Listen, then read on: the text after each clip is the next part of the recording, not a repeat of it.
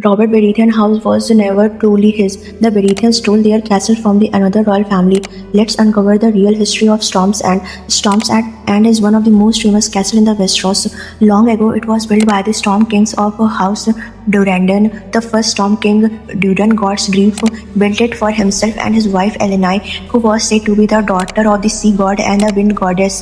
The gods grew angry and they sent storm after storm to destroy his castle, but Duran refused to give up.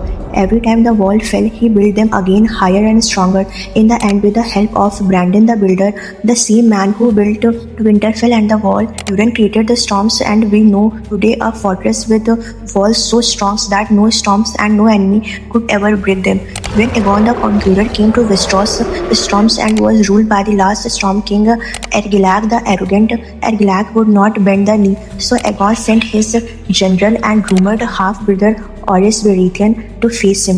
Ergilag was brutally killed in the battle, and Orys took his lands.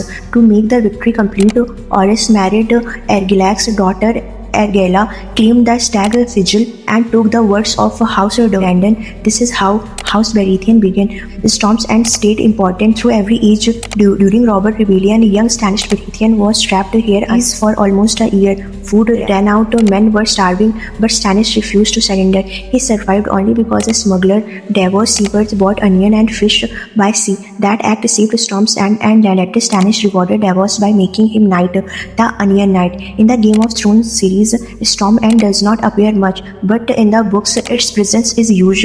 Storm's End was the home of Robert Baratheon, who rose from here to become king after the rebellion. His brothers Stannis and Renly also ruled this ancient seat.